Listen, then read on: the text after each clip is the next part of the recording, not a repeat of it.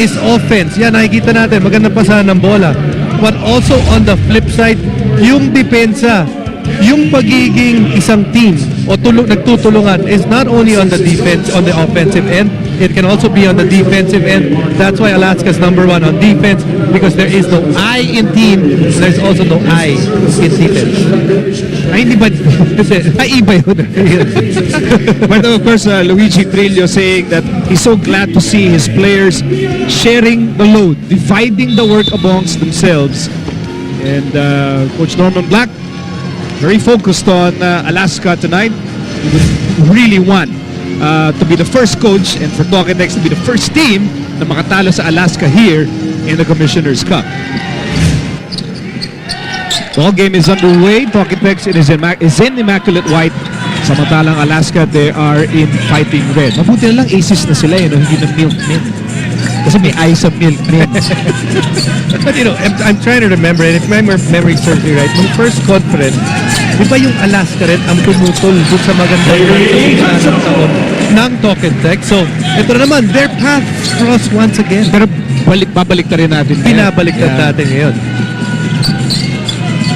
I think it's already quite an achievement for any of the 9 other teams to be mentioned in the same league, same region as Toketex. Ubaga parang equals.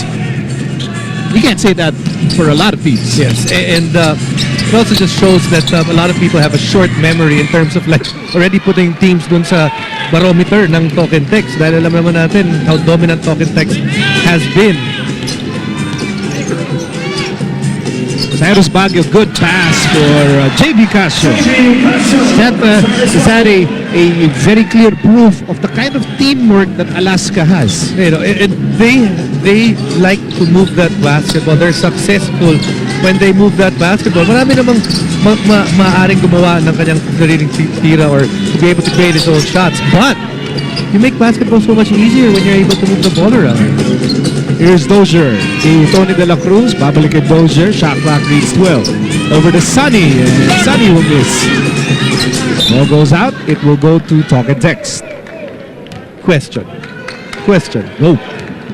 Bakit hindi natatawagan ng improper bench Yung Toketex sa simula ng Kasi, game? alam ko kung bakit. Bakit? Wala, isa lang naman nakatayo na coach. Lahat lang ang player nakatayo. Hindi ba dapat kasama pa the player? Maybe, you know, it's sort of the understanding that they're not naman standing because they're complaining. Because Larry misses. Now, of course, yung tradition ng Toketex, they can only sit down. I think, you know what? You'll see all the players standing up. They will only sit down pag may nakashoot na ng field goal or may nakascore na ng 1 point.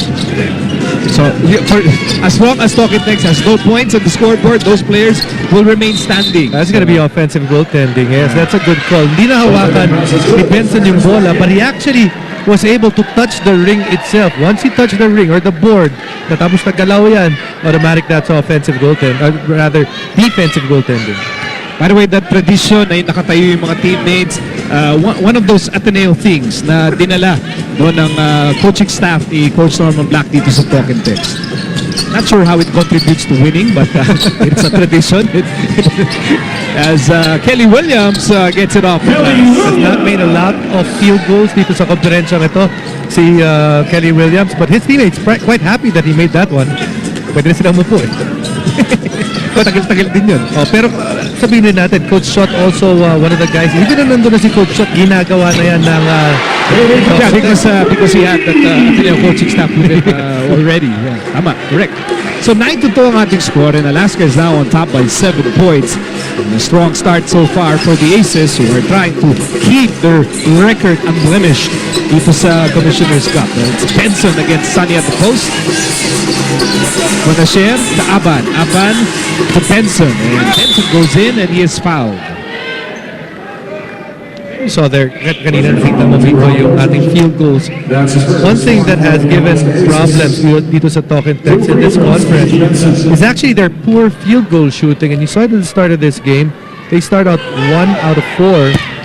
And all in all, for this team so far, this conference, other than their import, which is on your screens right now, no other player, significant local player, is averaging over 40% field goal wise.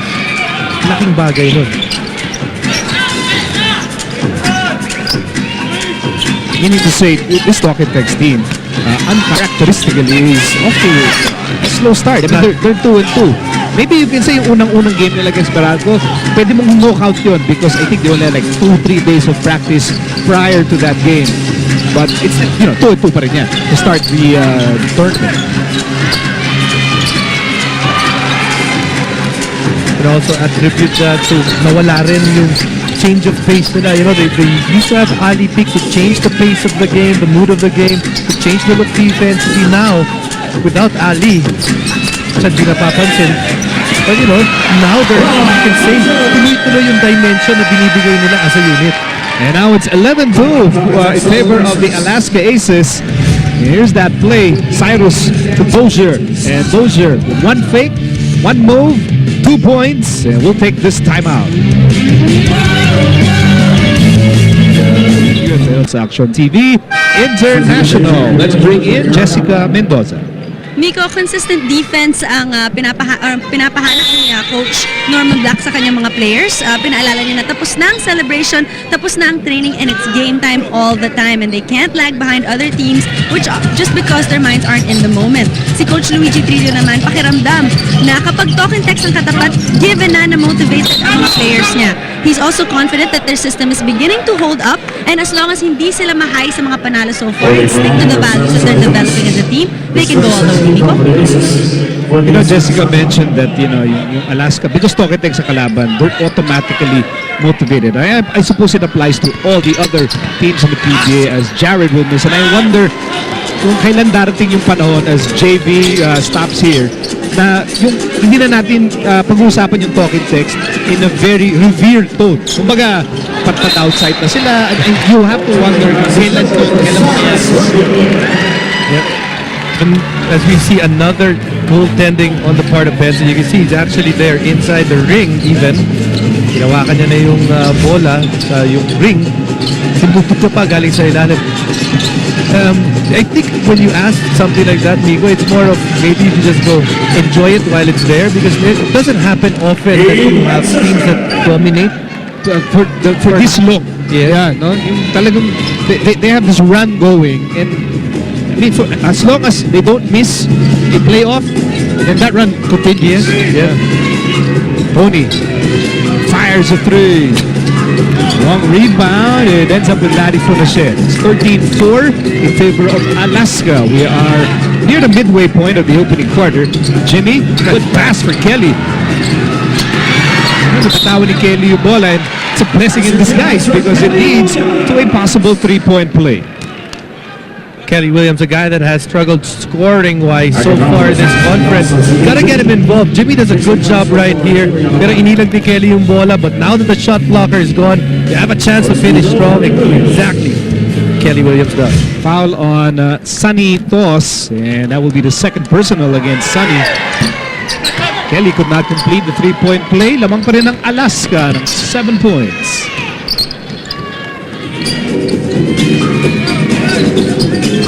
Here's Dozier against Keith Benson.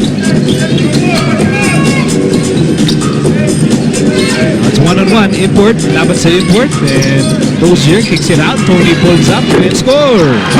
When you look at this Alaska team, because a good majority of them have been in this system for so long, but the shot clock winds down. This is not a team that yung parang nagpapanik. Sanay sila na nauubos yung oras, and they stay within themselves.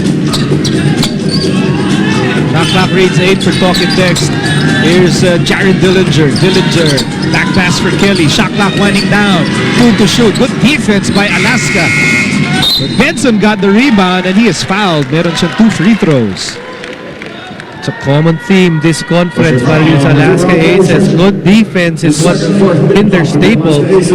But dito sa laro na to, kita natin itong Talk and Text doing extra effort when it comes to rebounds. That's been the biggest difference so far. We'll see the first appearance of Ranidel De Ocampo for Talk and Text. Likewise for Alaska, in comes Nick Velasco. And Keith Benson is so far unsuccessful from the stripe. 0 out of 3. Make that 1 out of 4. Kung mag-sirado po, aabot ako na ng GC. Hindi, tsaka sinuwerte lang siya. Hindi niya kalaban ng mga Sunmix. Oo, kasi tatapingin ni Ribis yun.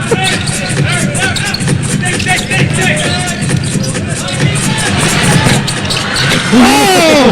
Monster putback slam for Robert Rozier. Not a lot of offensive rebounds, but that's the loudest offensive rebound of the game so far.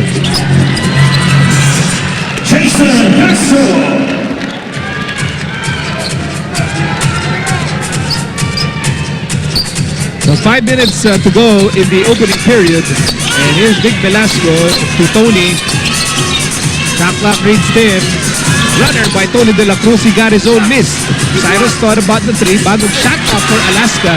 And that shot by Tony De La Cruz was swatted away by Larry Cornachel. Look at this. Gotta box out. Don't forget to box out. No.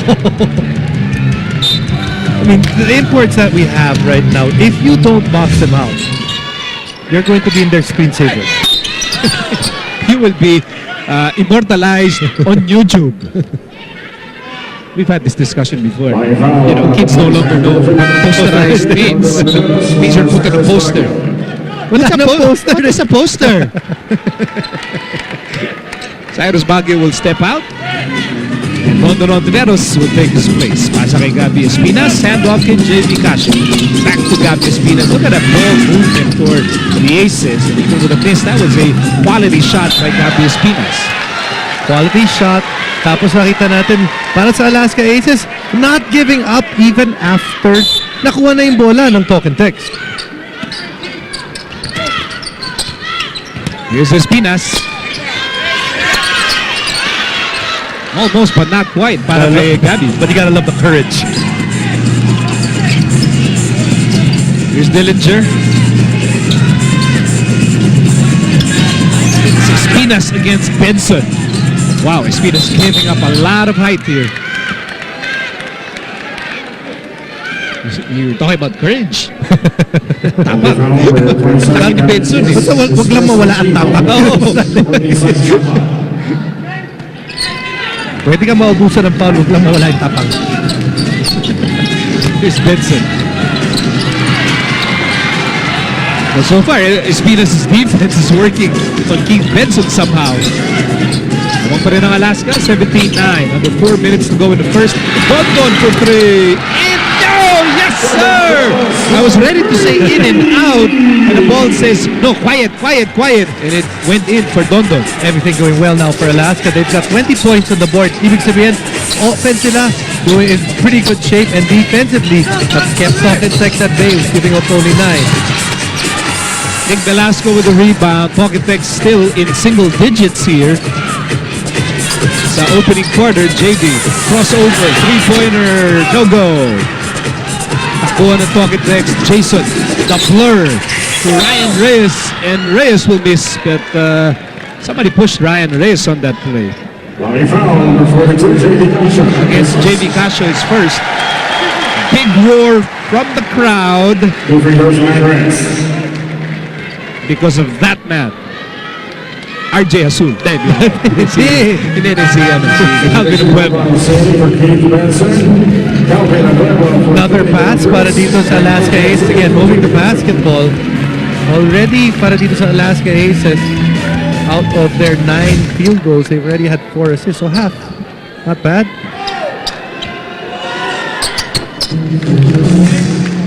Ano mo binibiro natin si RJ Azul, but you're really high on RJ and you even think that he should be a candidate for most improved player. People tend to forget that the 3-point field goal shooting.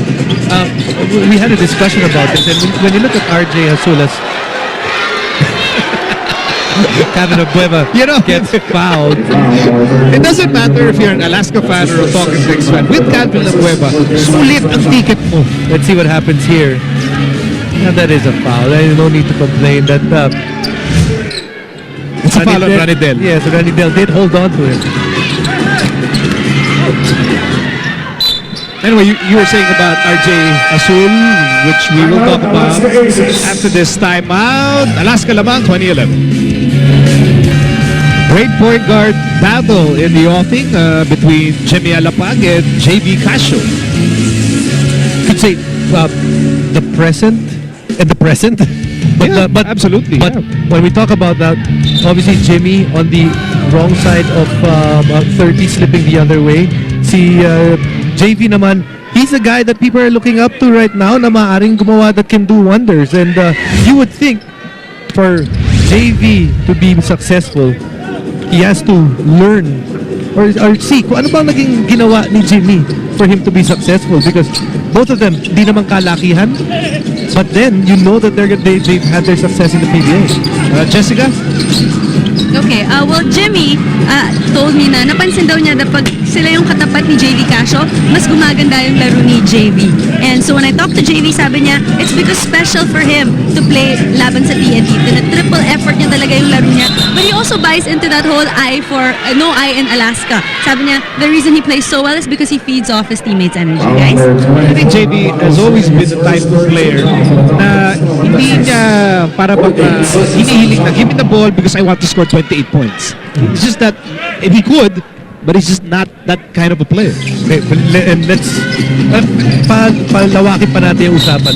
Baka naman maganda lagi yung laro niya against Top and Tex dahil pinapakita niya pa rin na, uy, baka pwede pa rin isama pangalan ko.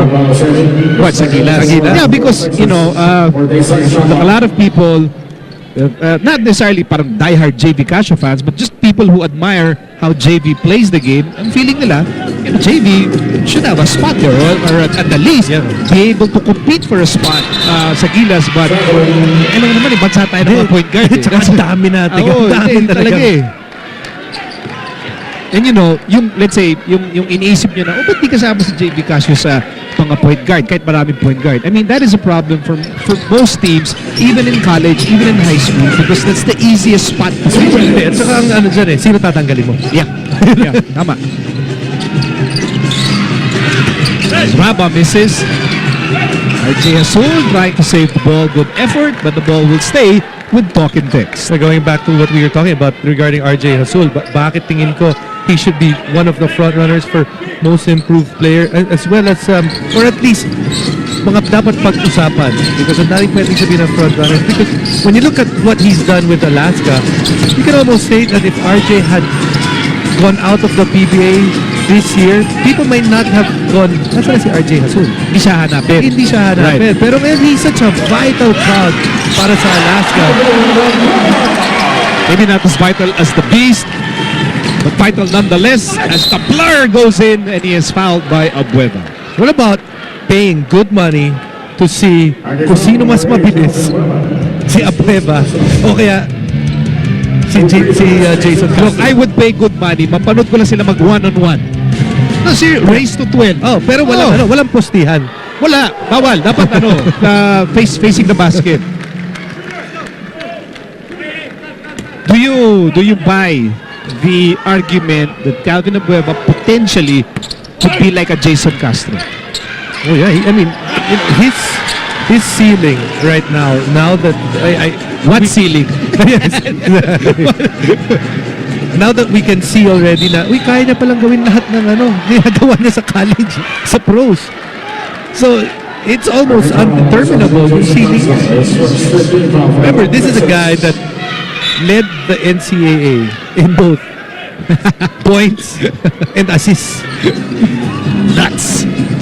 1 minute remaining in the opening quarter. And here's Nick Velasco. He fires away. Rebound, Rabah Husseini, and there's a loose ball foul against RJ Hasul. Did he also lead it in rebounds? Yes. He's nuts. Feeling ko may mga ginagawa sa dito. Hindi pa nga niya ginawa sa NCAA. Dito lang niya nagawa eh. Rabah will prove to the line dahil penalty ng dalawang teams. Exactly 1 minute remaining in the opening quarter. Alaska trying to win their fifth consecutive game. Ang Tokotex naman hoping to score their third win. Tokotex is at 2-2. Concern for Coach Norman Black as he looks up at the score and his team is still stuck at 12. 1 out of 2 for Al-Husseini. That's his first point of the ball game. So, lamang pa rin ang Alaska, 22-13. And Talking Tex is off to a slow start in this game. Parang yung first game lang. Ano yung final score nung first game? Final score kanina was 60-53. 3 quarters lang ba nilaro? Hindi, that's a full fourth quarter game. Petron nanalo over Air 21. Petron goes up to 4-1. Air 21 slides down to 1-4. And special thanks to our radio partners, 90.7 Love Radio, 101.1 Yes FM, 96.3 Easy Rock, and DZSR 918 Sports Radio with James Velasquez and a bombastic Barry Pasqua. Happy birthday kay James, ha? Kaka-birthday lang yan. Belated? Oh, belated happy birthday kay James Worthy Velasquez. James Worthy. Oh, single yan, Brad. Si James. May mga single, ano dyan, ha? May mga single ladies. Oh. James is available. Yes. Available si James. Si Barry kaya, yung Barry yung Pasqua, available ba yun? Limited edition na yan, eh.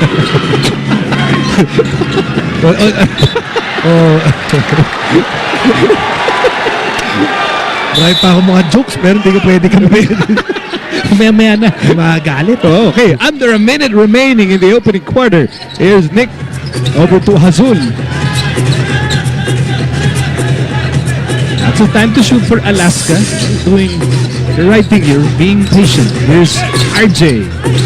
Oh, Gabby had one hand on the ball and lost it. Yeah, actually a good idea on the part of RJ there. But not really where the rest of his teammates expected the ball to go. But then, natalikod yung depensa eh. Looks right. Dondon. And that's why Ryan Reyes will always be one of the top defensive players in the PBA. People might say he gambles too much, but you know what? When he gambles, he usually wins in those gambles. So Alaska hoping to write the last sentence of the opening chapter. Lamang sila 22-13. RJ Hazul over to Nick. Nick open three. No! Rebound. Castro. 1 second to go. And siya magtatapos ang opening quarter. Alaska controlling this game so far. 22-13 against Talk and Text. Alaska is the undefeated team entering this ball game. Gusto nilang pakita sa mga tao that their undefeated record is for real. It's no fluke. They are contenders, they're not pretenders. Dozier and company, lamang dito, 22-13. We'll be back with the second quarter. Alaska versus Talk and Text. And you have the Beast, Calvin Abueva, and the Blur, Jason Castro. Fast, strong, matapang, never afraid of the big moment. That's why we watch when these two teams play. Espinas gets it started dito sa second period with a miss, and Ranadel De Ocampo grabs the rebound. Loose ball foul against Espinas. Second personal against Espinas. We're so glad na kasama namin kayo ngayong Biyernes ng gabi. Nico Halili with Jason Webb and Jessica Mendoza taking care of the broadcast for all of you tonight. Jared Dillinger, pinasa kay Keith Benson. Babalik kay Dillinger, and Dillinger with an air ball. You know what? For all the minutes na hindi nakakalaro si Dozier, Talk and Text has not taken advantage of this few minutes in the first quarter. Tapos ito, simula na naman. Sila may import. Pero walang import ang Alaska. Keith Benson sends it to Jason Castro. Now, why did Alaska dominate that opening quarter? All about defense. The team that plays so good defensively, team defense. You limit an opponent to 22% from the field. More often than not, that quarter is going to go your way. I have a question. Can a team play very good team defense if it does not have exceptional individual defenders? It's easier if you have exceptional individual okay. defenders, but yeah, that's why you can play team defense if meron ka mga butas-butas dahil magtutulungan. Ranadel connects, and first 2 points para kay Ranadel De Ocampo. It's still a 7-point lead para sa Alaska. But it also helps when magaling ka ng individual sa individual defense, willing ka pa magtulungan defensively. Because in a classic team defense, you need very good help defenders. But you need weak side defenders, weak side shot blockers. As that ball ends up with Castro. And to shoot for Talk and Text, Benson. What will he do here? He fires. Misses.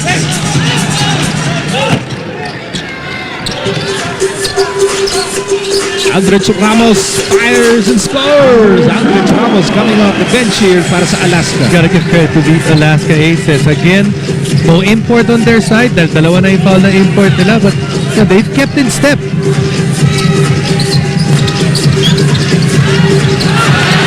There it is, team defense. Tumulong si Hazul. And RJ will slow things down. Telling people where to go here. Babalik ang bola kay RJ. Abueva asking for it. Instead it goes to Thurs. And now it goes to Calvin. And then Calvin knew that nasa likod niya si Jason Castro. That's why he was asking for the ball. Second personal against the Blur as we go to Jessica. You know, Miko, isa pa si Calvin Abueva sa mga ganano talaga maglaro for Alaska pag talk and text ng kalaban. Sabi niya, lalo daw siyang magpupursige tonight dahil hindi pa niya nalilimutan ang pagkatalo nila last conference. At sabi niya, kilala niya ang sarili niya, so alam niya how far he can push it and he intends to go to the limit tonight, guys. Jimmy Alapag sent back in the game. You know, to si Calvin. I distinctly remember his matchup with Kelly Williams. And you know Kelly. Kelly is such a nice guy. He's an intense competitor, but he's a nice guy. Pero kay Calvin Abueva, tingin ko nasubukan yung pasensya ni Kelly. Right now, talk and text looking bad, and it's not because they're doing it themselves. You have to credit Alaska as well. Bakit wala sa out of sync ngayon itong talk and text? You know, talk and text doesn't seem to have a nice flow. That fluidity in the game which, you know, Alaska has, and that leads to quality shots by guys like Aldrich Ramos. And right now, share everything. Share responsibilities defensively, share the ball offensively. That's why the lead's up to 13.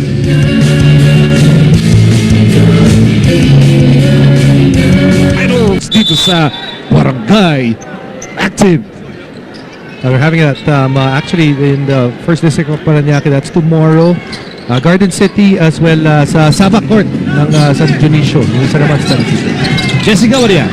You know, Coach Luigi Trillo, very happy with Aldrich Ramos. He feels that he brings good chemistry to the team and he said that they have a long-term plan para kay Aldrich. Gusto nila siya makitang mag-beef up. Hindi sila nagmamadali i-develop and they're looking to see to develop him into a long-term player para sa Alaska. So, So if they want Aldrich to beef up, that's easy. Just make them, but make him eat with me. Sisiw yan. O kaya kay Labo. Okay na rin. Oh. But when that trade happened, you know, there's a lot of talk about that. Actually, parang Alaska, what do you get? You get a guy that probably does not have, in terms of personality, I want to be the man now. Probably a guy that is more in the shadows. Even when he was in college, ganun naman siya. Hindi siya yung talagang humihingi ng atensyon. So, eksakto-eksakto siya sa Alaska because there are already guys out there that he's going to take the attention. Guys like this guy right here. There's no problem whatsoever attracting all the attention, even the unnecessary attention.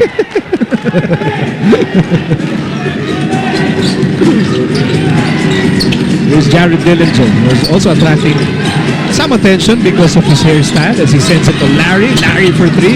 Hand-to-hand combat between Benson and Thurs. And Benson connects, plus a foul.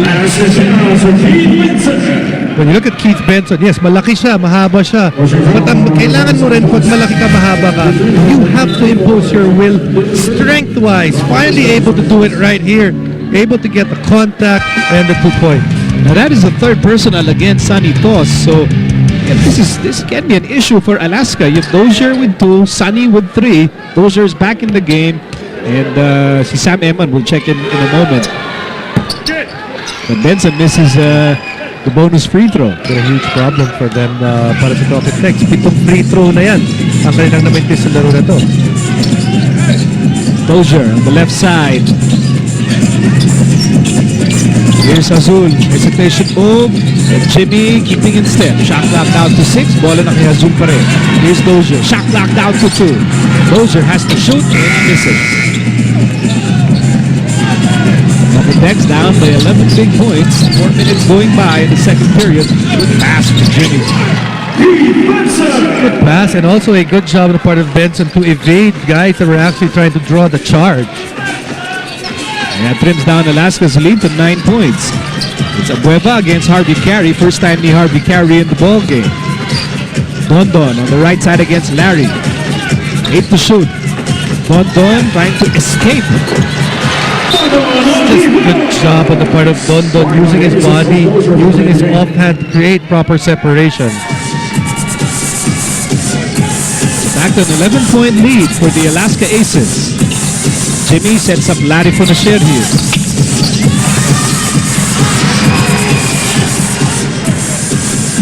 Calvin to Dondon. Dondon fires.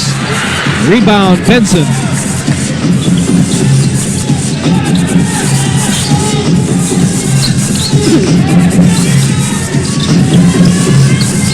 There's Harvey Carey.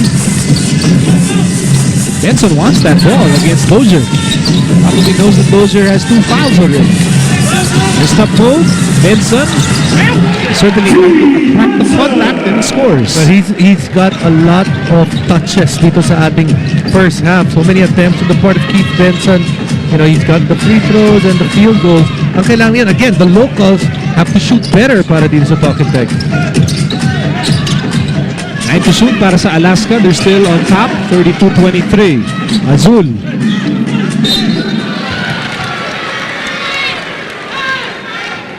You know, you look at RJ Azul, and that's what we're following, Jimmy. And, you know, Jason, nakikita natin that Azul will play a bigger and bigger role for this team down the road. And syempre ngayon, he's coming off the bench, pero parang seems to have a very long-term future with this team. At saka pag tinitingnan mo siya, parang hindi masasaktan. Kasi hindi naman siya yung makikita mo na mataas tumalon, na Hindi siya yung parang Jason Castro na sumusugod. Hindi siya ganun eh. and you know that you have a very good backup point guard when your number 1 point guard goes to the bench at hindi napapansin na bumali siya. There is no drop-off or dramatic dip in the level of play in the team. That's his first 15 foul for the Aces. Sam Eman called for his first foul. It's his first time in the ball game. And the free throw ni Harvey Carey goes in. Very first time on the Alaska Aces. JV Kasha also preparing to return to the ball game. We're nearing the halfway mark ng second quarter. And, you know, in Talking Tech, still looking for a form of fluidity, which, well, you can get if you score like 6 to 8 straight points. Now, in the meantime, mapapanood din ng PBA sa pinakabagong channel sa Pay TV. Hyper, please check with your local cable operators for availability. You read my mind. Yung parang hindi pa natin nakikita sa kanila on a consistent basis. Yung nagkakaroon sila nung mga telling runs, those telling Talk and Text runs that we've grown accustomed to during a conference. Or, you know, a run that will force, you know, Alaska to call a timeout. Yeah.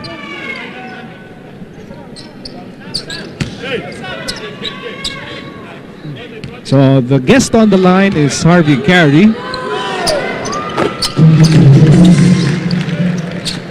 Ito na, nakakalapit na yung Talk and Text. This is just a 7-point game. Alaska leading by as many as 13 points. Casio is Baguio, Eman, Dozier, and Abueva. And Abueva fires a 3. The beast for 3. Yes, sir! It's actually that outside shot that's working para kay Calvin Abueva sa laro na to. Here's Kelly Williams. It's back to a 10-point lead. And Larry will miss. Rebound, Dozier.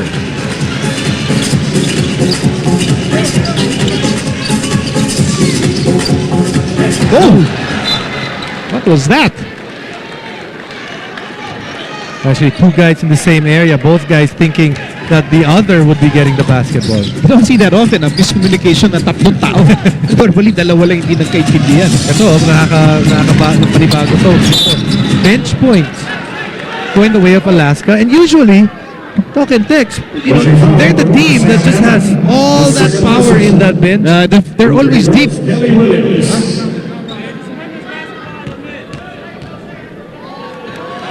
But I will give credit to credit. Nabuo itong Alaska. Luigi was forming this team and pieces like Dondon came in, Calvin came in, and you knew this Alaska team was going to be a deep team. Yeah, and I was also the guy that said that Calvin Abueva might not make it. Hindi, mamaya ko pa bring up yun. Sinisave ko yan. Pag si Abueva nag-monster game, saka ko ilalabas yan. That you had your doubts. I But had you know, my doubt. Tao lang. But you know, and that's why, because he is what he is, nung hindi ko nga ina-expect na ganun magaling si Calvin Abueva. Kaya iniisip ko na malalim tong team na to. Oo. Yung pala, mas magaling pa as expected. So lalo pang lumalim. Lalo pang lumalim yung team. But also, you know, key moves that putting guys that are willing to be part of a whole. You know, they've taken guys that just want to play, just want to win championships. Oh, nice wipe by Castro. It's a 2-on-1 break. Jimmy to the blur. Oh, the blur missed the layup. Wow. You don't see that often. JV. Baguio. Under 5 minutes remaining in the first half. Cyrus hangs in the air in the last 2 points. Cyrus Baguio, last year, for me, really struggled. Struggled with what he wanted to do, struggled with identity. But this year, parang alam na alam niya yung he's playing so within himself and he's playing with so much confidence. And that also plays, ganyan din ang nilalaro ng kanyang team. Look out, Pete Benson with a wide open lane. Two-handed slam and 13 points for Keith Benson. Benson 13, then after that, sumunod na 5 points. It's Abueva for 3. Wala na punta kay Harvey Carey. Nag-aabol ang pocket text dito. They're down by 9 points.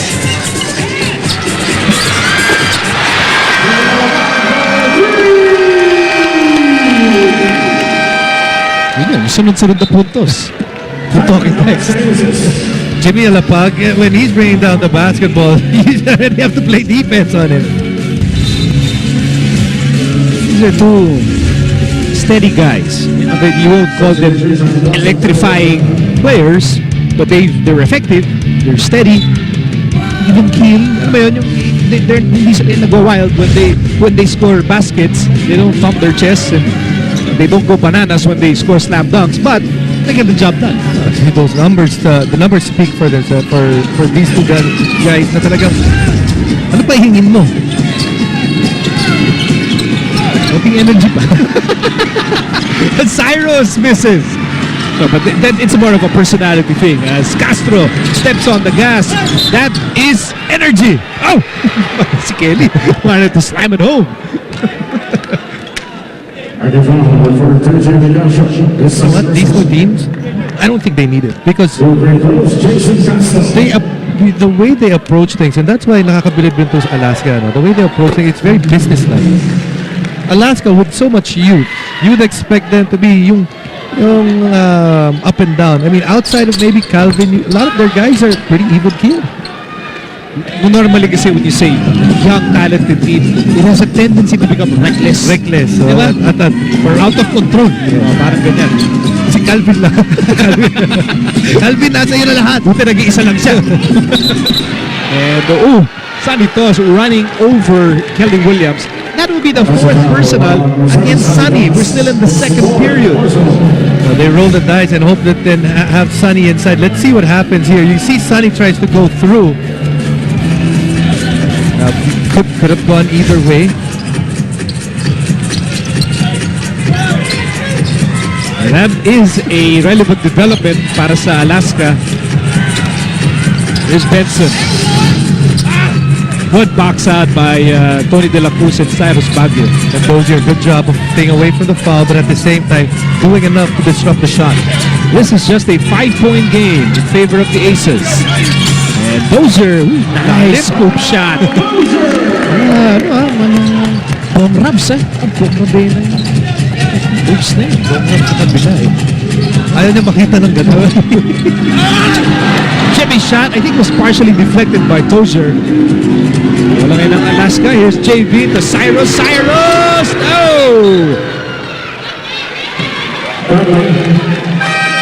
It was a traveling violation because airball yung layup ni Cyrus tapos nakuha niya ulit.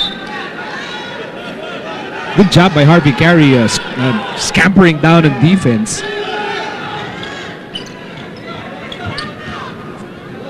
Rocket Text with a very good opportunity to close out the second quarter in a strong way. We're in a strong way. We're down by as many as 13 points. This is a 7-point game. Good idea by Castro posting up JB. Here's Jimmy over to Benson. Benson steady. 2 points.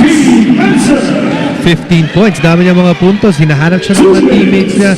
Usually that outside shot, not really money for him, but he hits it there.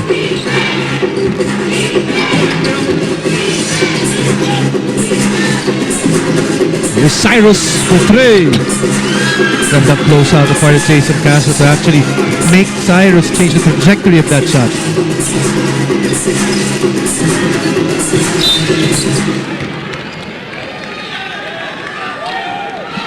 And your foul, number 3, Cyrus Baguio, penalty. That's his first. That will be the first personal against Cyrus Baguio. And Referee for Jason Castro. penalty ng Alaska. That's why Jason Castro is on the line. Substitution. Randall Del Mapo for Kevin Williams, Ryan Reyes, and Harvey Garrett. We were talking about yung mga future. Somebody from the future just passed by.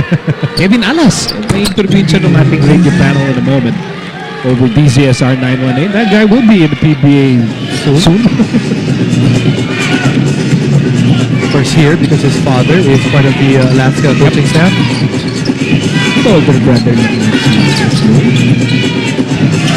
Wala po, pagkakalit sa'yo pagkakalit sa'yo si Kevin, si Coach Louie naman, matutuwa sa'yo. Oh, siyempre.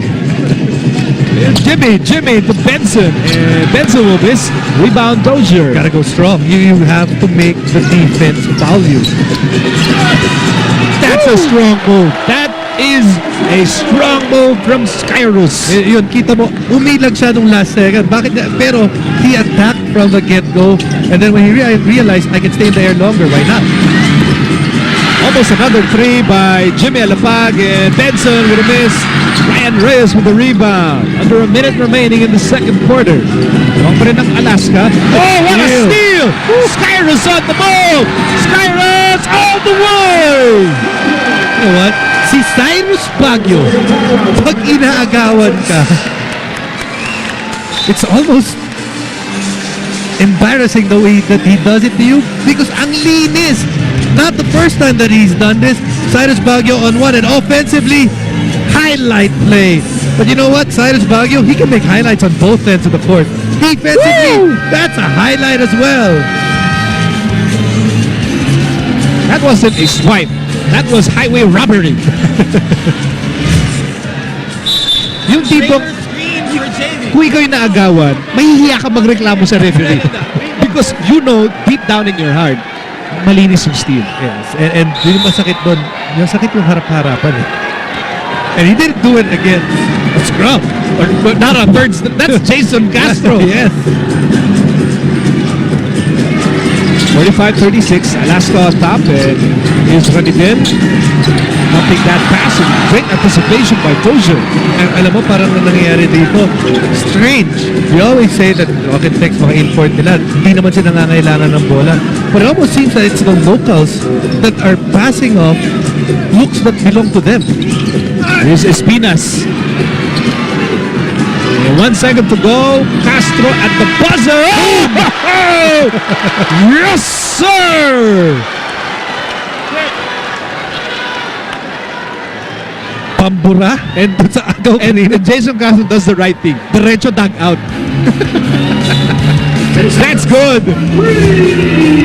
Jason Castro, just give it a shot. Half court. I mean, he's making shots everywhere now anyway. What about a half court shot? No problem. Bang! I can't say it as well as Pagkuban. Jason Castro with an excellent buzzer beater, pero lamang pa rin ng Alaska at the half. 45-39. Active center. Next. For the Aces naman, napasabay daw sila sa pace ng talk and text during the end of the first half. They need to stop putting the tropang texters on the free throw line, and according to coach, continue to be aggressive to stop them without the foul. Nico? Salamat, Jessica. That's yung Alaska very concerned that naramdaman nila that they were running with talking text because talking text wanted to run. Yes, in that second quarter, they took 2 fast break attempts compared to nothing doon sa first quarter. Remember, it's about pace, Alaska. they're pretty confident in their system and the way they run their offense, which is half-court set. Here's JV, back pass, Thurs takes care of business. But if you turn the ball over on this team, they will make you pay because they have enough athletes to actually run down the court.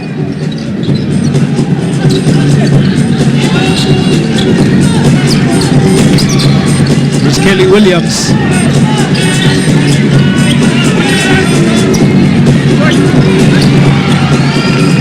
Alaska starts the third quarter with Cyrus Baguio, Robert Dozier, Tony De La Cruz, Gabby Espinas, and JV Casio. Oh, what a move by Dozier, but he missed the layup. Well, right now, Alaska first to the basketball, quicker to the basketball.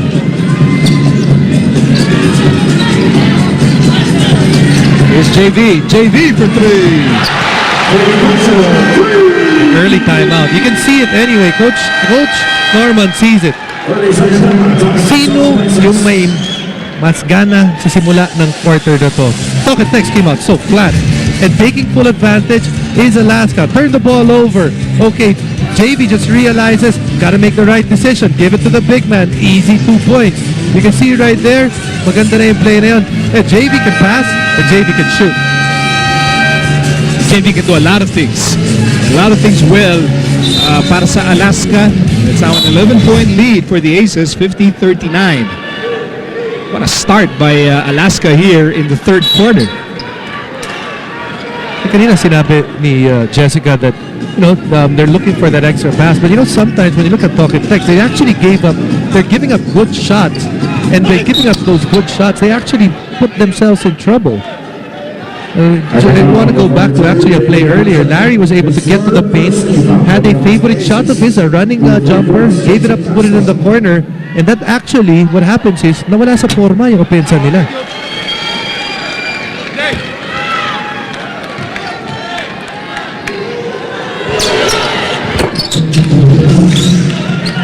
So it's a 10-point game in favor of Alaska. Jason Castro, by the way, in double figures with 10 points.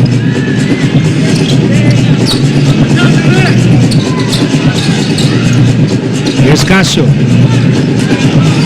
And to shoot for Alaska, Dozier. Dozier makes a move. He was bumped. Personal foul number 21, Kelly Williams. His first personal foul. Only the first personal against Kelly Williams, and that will be the first team foul. Laban sa talk and text. Cyrus is in motion. Handoff was disrupted with defense by talk and text.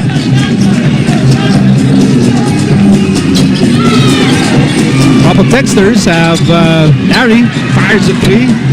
Kasama si Jimmy Alapag, Keith Benson, Kelly Williams, and Jason Castro.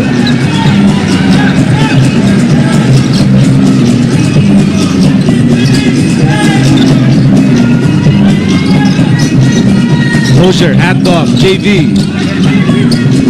Pasa again.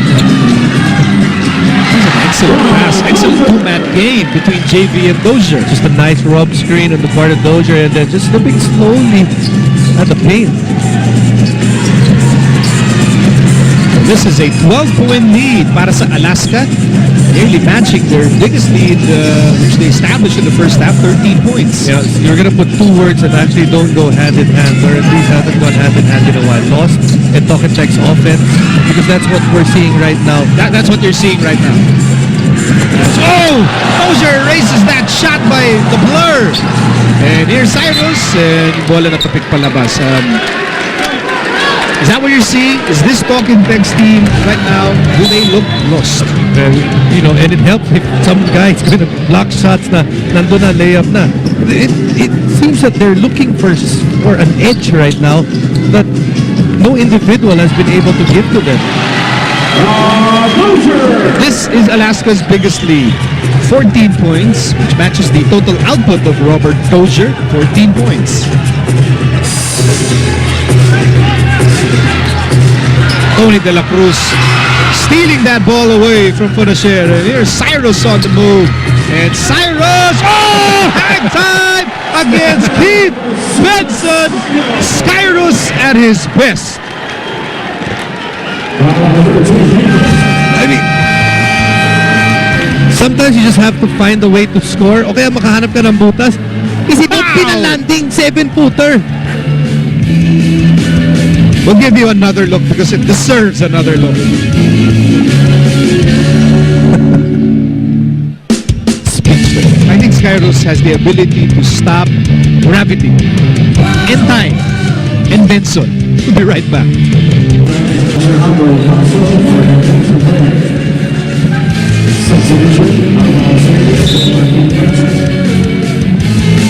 We'll give you the Skyros show.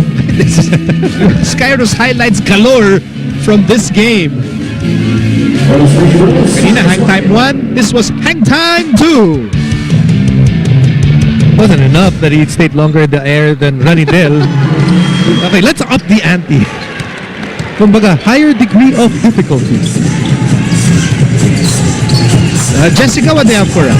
You know, Miko, Cyrus is probably one of the players of Alaska na pinakagigil talunin ang talk and text tonight. Sabi niya sa akin, the day of Game 6 of the semis last conference, pumunta siya sa Cuneta na nahihilo dahil may bago siyang rug sa kotse at ang tapang daw nung amoy. So sabi niya, maybe that was part of the reason that his game wasn't so good and tonight gusto niyang makabawi at gusto niya talagang talunin ang talk and text, guys. He is showing the way right now in terms of, you know, scoring and highlights as well. He's leaving a lasting memory against Talk and Text because they left a lasting memory against him at the end of the Philippine Cup. Right now, Skyros Baguio is the man of the moment.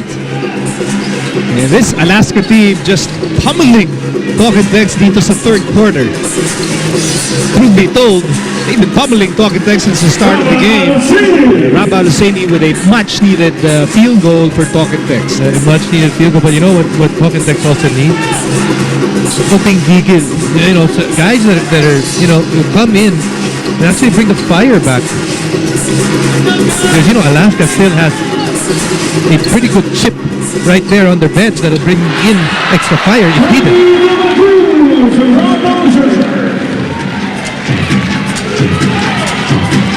We're talking about Calvin Abueva, right? Yeah. On fire. Flamethrower. It comes in as Kelly misses. Rebound, Dozier. Alaska in complete command of this contest. 19 points. And, you know, look, messages are trying to be sent here. Alaska trying to send that message. You know, they went to that series, was not happy with the result. And right now, the guy that sabi nga, may gigil. Parang pinanggigigilan niya ngayon, yung Talk and Text. 17 points for Skyros. Here's Larry, 63-42, Alaska ahead. Larry on the move, pasa, Raba, and Raba with just an air ball. How many air balls have we seen from Talk and Text? And aside from that, missed layups as well. We've crossed the halfway mark in the third quarter. It's been all Alaska. Baguio pinasa kay Tony. Big pass and Talk and Text stealing that ball away. Castro on the move. Castro power move. Rebound Espinas. Espinas with 8 rebounds tonight.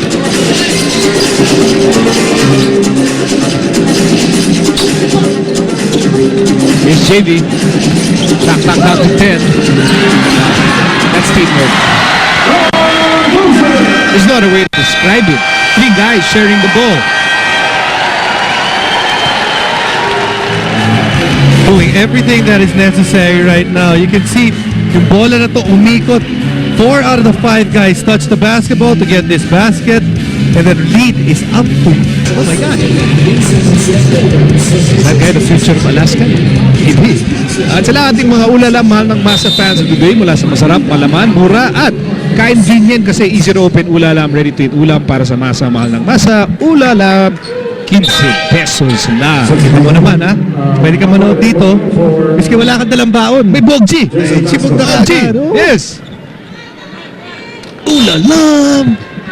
Again, I can't do it. Only Mago can do it the right way. Pag ikaw nagsasabi, paano? Baka nahugutom. Here's Keith Benson. Now, the objective of Talk and Text, blocked from behind by Toss. Number 1, with 5 and 10 to go in the third. I mean, they want to race this with 5 minutes, but kailangan nilang bawasan to. How do they do it?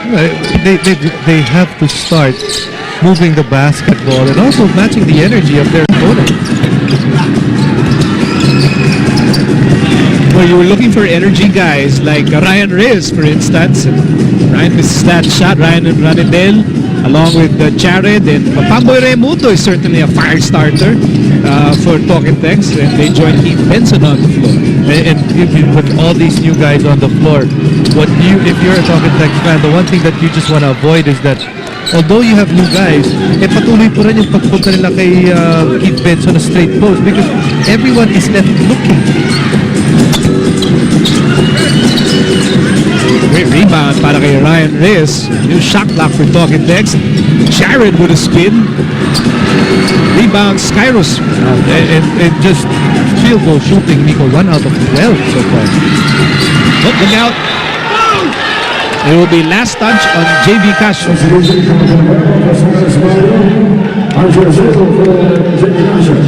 Skyros sitting down, doing a lot of work in this third quarter. I think Luigi felt that the JB was fouled in the last play. Nonetheless, namang pa rin ang Alaska in this game, 65-42. RJ Azul replacing JV Casio, Dondon replacing Skyros. Here's Jared Dillinger against Abueva. That shot was blocked, but the putback is good for Keith Benson. But at least you see the aggressiveness of Jared Dillinger. Things have not gone his way, but at least he's attacking that defense of Alaska because throughout this game in the half-court set, it's Alaska that's dictating kung saan pupunta yung bola ng Talk and Text. Bear in mind, itong Alaska, wala pang talo. Undefeated so far here in the Commissioner's Cup. Sonny Toss fires and scores. They sure look like a team that's undefeated right now playing this way against Talk and Text. It has to be said, their undefeated record, it's not as if tinambakan nila lahat ng kakampi, or kakalaban rather. There are games in that undefeated record na could have gone the other way. Yes. Most notably their first game. Actually, when you look at and I would put Rain or Shine and Alaska right now maybe on the same level because these two teams, that game was a swing game and it was the first game. Remember, Alvin Abueva just exploded the last 10 seconds of that game. And these two teams that were semi-finalists and the other one finalist sa huling komperensiya, they're one good player away from matching the elite teams. And when it's a reinforced conference, parang ganun na nga nangyayari. Parang their 5 best players can match up with the 5 best players in the opposing team. Almost a nice move from Espinas with Benson blocking the shot. Espinas will try again. With 1 to shoot. Ang sakit niyan para sa Talk and Text. But that's the way things have gone para sa Alaska. Give credit to Alaska because even though paubos na yung oras, did not give up. Even though ganyan na laki yung kalamangan, still not giving up. Another 3 minutes remaining in the third quarter. Here's Ranidel against Espinas. Ranidel missing that time. Rebound, Dondon on Tiveros. And poor shooting of Talk and Text continues. Here's Abueva. We approach the last 2 minutes of the third. Abueva to Espinas. And out to Azul. Dozier gets the ball. Shot clock down to 6. Dozier makes his move. He is fouled. Extra motion here between Dozier and Ranidel de Ocampo.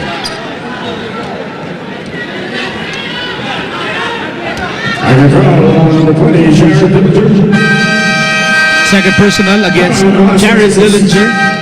And we'll take this time out. Alaska on top. 6 p.m. Tutok lang sa practice. So it's right after this game actually. Right after this game. El Clasico. Malapit na rin yung Ginebra and San Miguel Coffee, which became more interesting now. Because Denzel Bowles is now here for San Mig Coffee and Vernon Macklin is now here for Ginebra. Ginebra no longer winless. Pero it is not far to imagine that there is a possibility that either one of those teams may not make it past the elimination round. That the eliminations ended today, they would have to go to a knockout to be able to advance. Ito yung masakit pagkakakuha kang import na hindi ka nakaya kasimula ng import reinforced conference. Jessica, join us. You know what? Coach Norman didn't even have to talk all that much to show or to express kung gaano siya kagalit. He did not let the players sit anymore.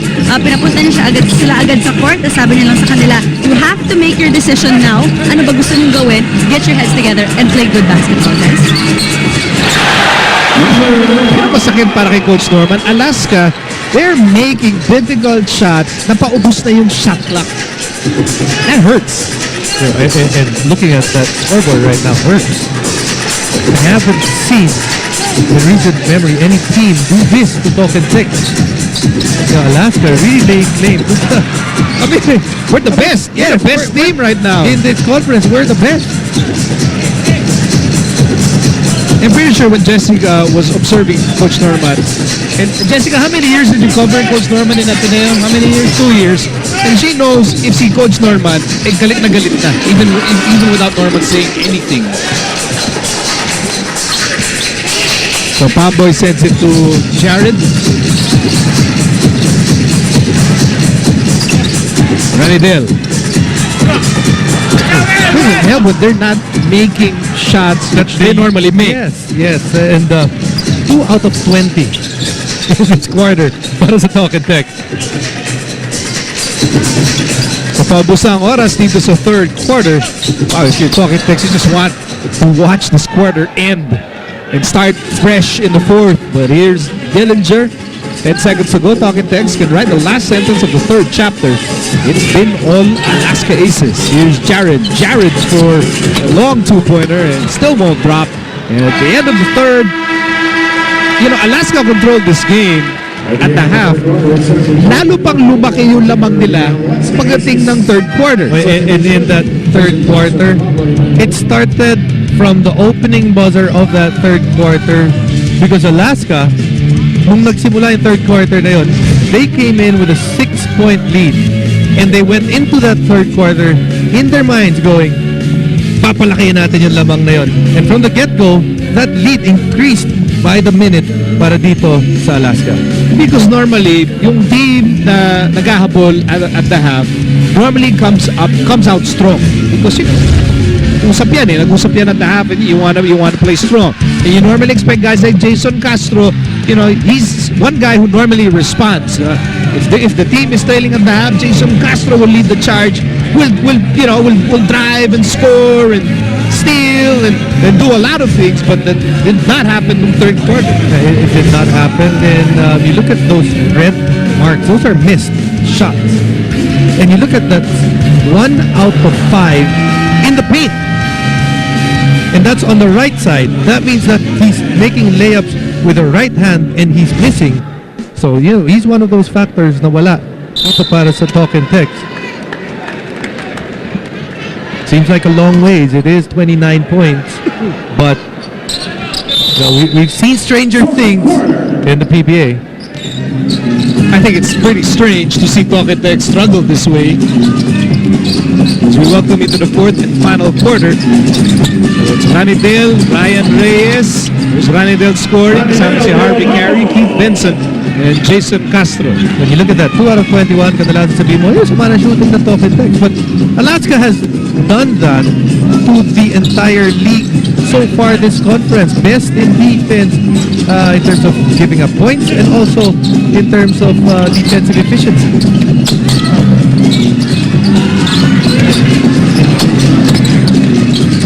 Dozier with the rebound. Bagong shot clock for Alaska. So 15 rebounds for Robert Dozier. This is that time. Napik ng bola na punta kay Harvey Carey. So begins the uphill climb of Token Tex here in the fourth and final quarter. And that will be 2 free throws para kay Ryan Reyes. And Ryan was the only guy who was running 100% on the wing. That's been one of the problems for Token Tex in this game. Not a lot of guys sprinting down or running 100%. Si Dondon Ontiveros, tinawagan ng kanyang second personal foul. You can see the score. How do they erase this big deficit and then they can't They can't even identify one player who can spearhead a mammoth comeback tonight. I think when you look at the lineup that they have on the floor, these are good suspects for that. Jason Castro, he can create baskets very quickly. Ryan Reyes can do the same.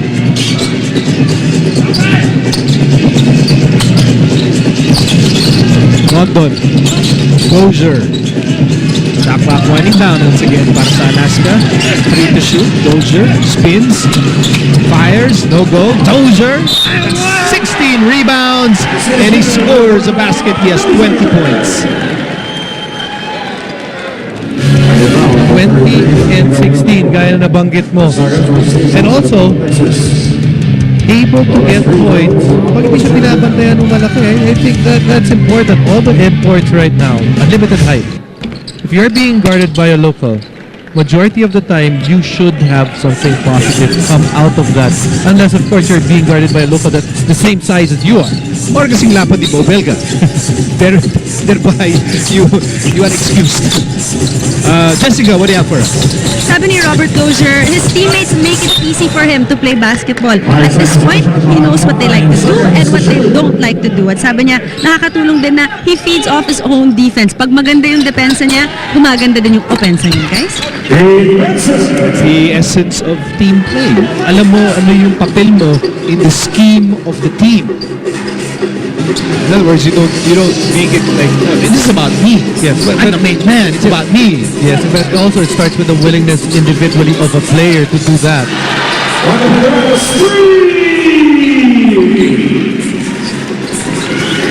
Okay, I know we have over 9 minutes remaining in this game. I know that Pokétex has the ability to bounce back, but this Alaska team is putting on a clinic tonight. Offensively or defensively? Maybe both. Choose what you want. And you're right. They've taken this Pokétex squad, a squad that has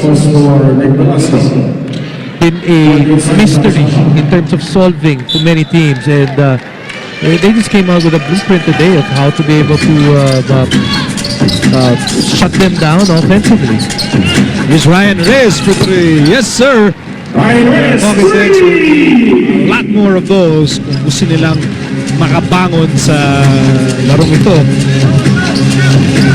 Meantime, Alaska tend to slow things down. Aldrich Ramos made a 3-pointer in this appearance in the first half. Over to RJ Azul, former Gilas players, and that will be a holding foul against Jason Castro. When you look at, this gives us an opportunity maybe to dissect Pokétex a little bit. And when you look at this team, they just came from a championship. Dali yan. Huwag ka lang na import, magja-champion ka. But the moves that they had during the off-season, you can say that in a way, nawala ng balance kahit na bahagya para sa Pokétex. You get an import and you get Al-Husseini as well, those two guys. And you ask, when you add an import that is going to play 37 minutes, kaninong minuto ang kakainin? And when you look at their scoring output, Kelly Williams averaging 1.3 points a contest this year. Harvey Carey, 2.5. Rabas playing, getting the 5 points. But it makes you wonder, these guys, especially Kelly, a little bit of heart, maybe getting much more used to, probably getting more minutes as well as getting more points. And it's pretty hard to lose that balance of things, lalo-lalo pag may dumadating na import na ang daming minuto ang naibibigay. And it all goes back to chemistry. I think one of the biggest weapons of Pokétex through the years has been their chemistry. And if you bring in one guy, 2 guys, and then somehow the chemistry is altered, things can happen. Parang pag gumising ako, meron akong 15 minutes to 20 minutes. Wala lang. But the nice thing about it, this is a team that does not complain about it. They're going to try to find a solution to it as the season goes along. Right now, Pokétex is in real danger of losing back-to-back games. I'm not even used to saying it. And you know why you're not used to saying it? The last time natalo ng back-to-back games of Talk and Text, July last year. That's 10 months ago. 10 months ago. I mean, things like this don't happen to Talk and Text. For the second delay of game action. In the same manner, things like this, Now the trouble. you know, in recent past, does not happen to Alaska. Yeah, and- Yung undefeated, and then they're walloping teams like Talk and Text. You know, last time they were 4-0, it was 2001. How long ago that was? I was still playing. The last time they went 5-0, it was 1998. I was still in the rookie sophomore junior game.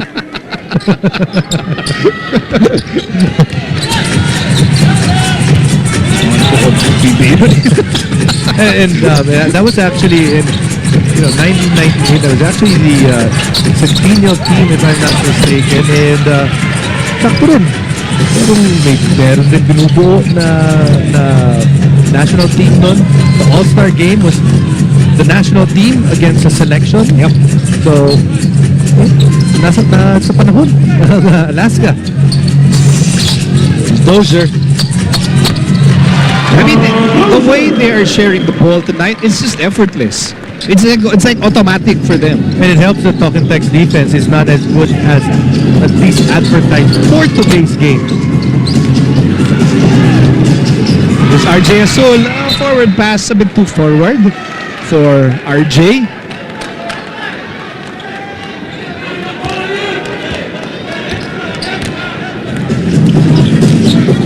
Right now, I mean, this performance has statement game written all over it.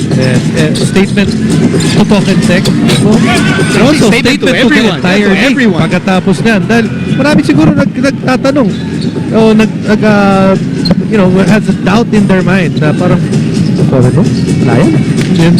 Sabi ko nga, may mga close games. Close games baka mo yung mga yun. O sige, ito magpapakita sa kami. Anyway, pinanalo pa rin nila yung kahit close game. And here's RJ Azul, and that shot was deflected, but nonetheless, a good effort from Robert Dozier. Maganda, lamang ka na nga, ikaw pa yung ulagun sa loose balls. 2 seconds on the shot clock. Let's be honest. Both of us did not expect a blowout in this game. You know, we did not expect Alaska to dominate this way. We really expected a close game. And I thought that it was a game that was pseudo-personal on one end, Alaska. Siyempre, galit yan. Dahil may nag-eliminate sa amin eh. On the opposing end, Talk and Text. Talk and Text does not want to go back-to-back losses. Here's Keith Benson, drop pass, RD Carey will miss, and Raba will get the 2 points there with 6.5 remaining in the fourth and final quarter. It's still a gargantuan 22-point lead for Alaska. And this Alaska team, if they go on to win this game, they'll be 5-0, and their next opponent will be Sanming, Toffee, Denzel, Holmes. That's on Wednesday. Tell me that is not a must-watch game. Yes, definitely. And the nice thing about it is must-watch games ngayon.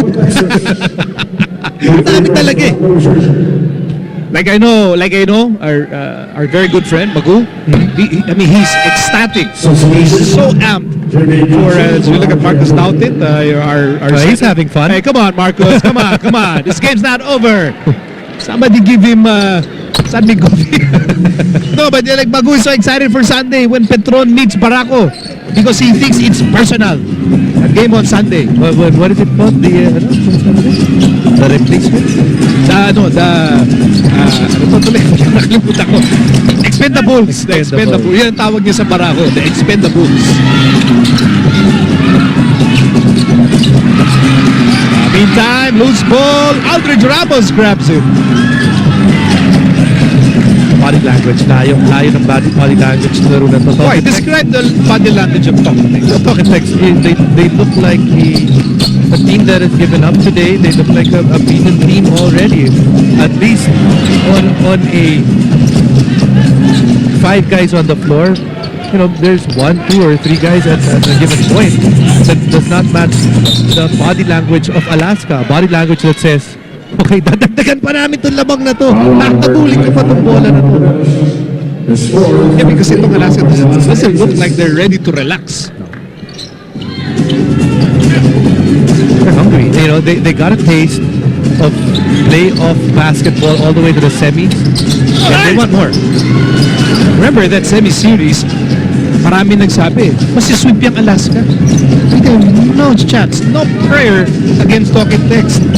They lost in 6 games, pero yung 6 games, mahirapan yung 6 games na yun. Could have gone either way that series.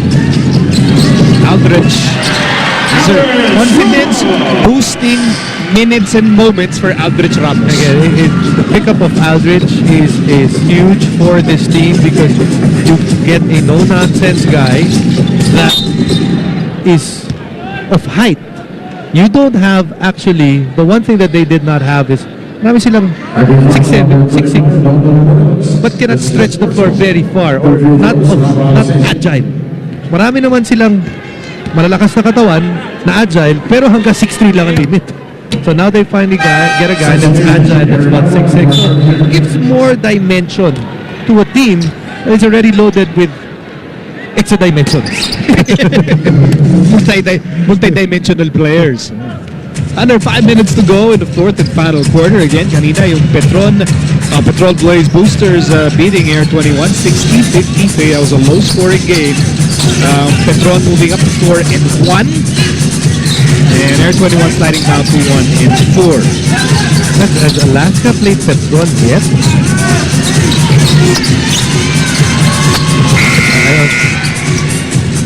Dito ba? Let's double check.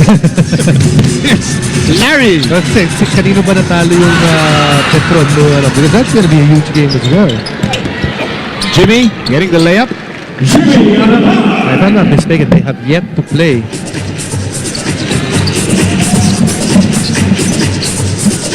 That's gonna be a huge game. Yeah. Okay, yeah, hindi pa. They haven't faced each other yet. Daming huge Actually, lahat ng game ng Alaska magiging huge. Because if they continue winning, they continue playing this way, ang aabangan ngayon ng tao is sino yung unang tatalo sa kanila. Now, if Talking Text failed, and so far they're failing miserably, sino ngayon ang tatalo dito? Now, the San Mig Planet, sila mag-aabang ngayon when pag magharap ang Alaska and San Mig on Wednesday. You know, for Sandvik, I think they've got problems themselves. You know, they've gotten their first win, pero malayo pa yan. Marami pa silang mga steps na kailangan panghabulin. They gotta hope that Denzel Bowl is able to perform. The way he performed against Talking Text. Yes. Yeah. We'll find out tomorrow when San Mig plays Global Port. Of course, Global Port with Justin Williams, you know, just a kind of import. They can play tough, energetic defense against Denzel Bowl. That's happening tomorrow night. 6 fouls on Dondon Ontiveros. Dondon part of the brilliant team effort by Alaska tonight. And syempre, getting a big hand from the Alaska crowd.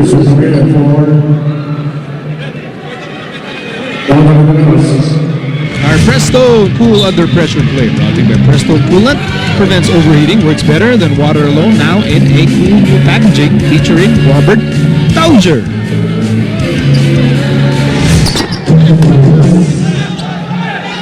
You know, I still believe na in an inward conference, that's an easy layup for Andre. Yeah, they were saying that Larry deserved one more shot. Wait, what's happening? Wait a minute. Okay, Art Herrera is now being surrounded by members of the Talking Text coaching staff and team manager Aboy Castro really in the face of referee Art Herrera. Yeah, because 2 free throws si Larry. Yeah, but when Larry was Larry was shooting, the buzzer went off, so that shouldn't count. You look at Coach Norman Black. He said Larry was in the process of shooting. Okay. And that's team manager Aboy Ramos and team captain Jimmy Alapag. We're really talking with referee Art Herrera and then si Coach Norman Black. timeout with talk and text, but I remember Larry taking a free throw and the buzzer Diba did go on. yung kanina din na nagkaroon kasi ng substitution. Yeah, but if you press the buzzer, that you cannot count that as a shot. Okay, we'll sort this out. We'll be back in a moment.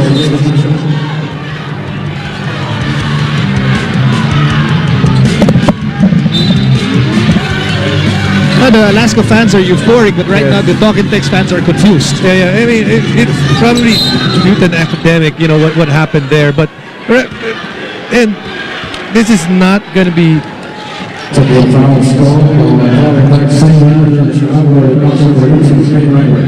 But you have to explain to the coaches kung ano nangyari. Hindi mo pwedeng lumakad Okay, ka lang. give the fans at home a recap of what transpired. Okay, and from what I saw, Larry is supposed to have two free Larry's throws. taking his free throws. Okay? Nag-buzzer habang full free throw siya. Supposedly the first one. Yeah, but he was still taking a shot. And then nag-buzzer because Alaska was making substitutions. Yes. In fact, we didn't even show that supposed first free throw Yeah. because we had substitutions on deck. Exactly. But the thing is that in minds of the Talk and Text players, that's not counted because he was shooting it. They pressed the buzzer in the process of him shooting it. So that means that it wasn't counted. And then so Larry takes another free throw, and then in the minds of Larry and the rest of Talking Text, may isa pa dapat siya. May isa pa dapat. And then that's why nagtuloy-tuloy yung game, and Aldridge had an uncontested layup on the other end. Yes. And like we said, it may not have any bearing, and it should not have, won't have Yeah, any because bearing. Alaska is going to win this game. Ano lang, hinihingi lang na, an explanation on why that happened.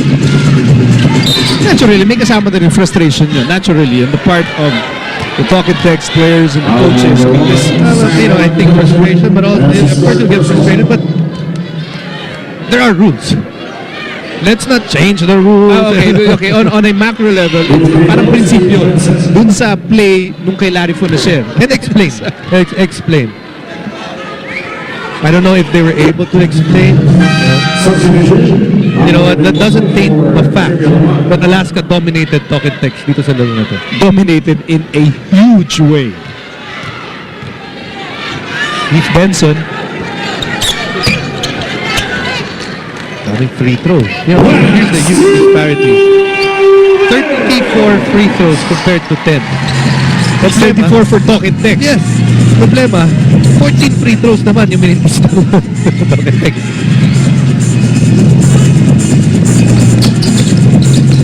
Abga Malinda to Keith Benson. Talk and Text will slide down to 2 and 3. And Alaska will remain undefeated. And they have two mammoth games coming up. March 6, they'll face Sandy Coffee led by Denzel Bones. March 8, they'll face the Petron Place Boosters led by Ronaldo Balkman. You know what? If you want to stay on top, it's never easy. That's why it's a big deal to stay on top. That's why it's a huge deal na undefeated ka. Because you need to fend off all these other teams. Doesn't matter, pag yung nasa ilalim na team, you want to be that one na nakatalo sa'yo. And, and the coaching staff so worried that their players will not be there 100% for those teams. Well, Alaska was certainly 100% ready for Talk and Text tonight. Hindi nga namin inakala they would be this ready. Na yung pinupugla yung Talk and Text tonight. This is Talk and Text. Look at the shooting, woeful shooting. Jimmy Alapag, 2 out of 5, that's decent.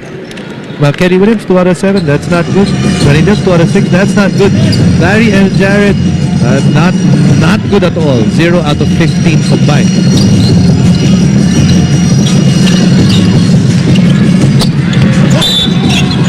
Even Sam Eman contributing to this brilliant story by Alaska tonight. As his third first season with all the Texas He's looking good, but it's going to be a long conference. If you're the Alaska coaching staff and management, you're just hoping that your team is able to maintain the attitude that they've had to start this conference. Benson with a miss.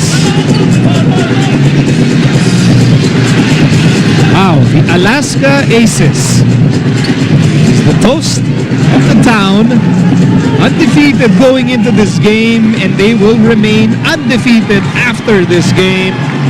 They beat Talk and Text 92-69 in absolutely dominating fashion.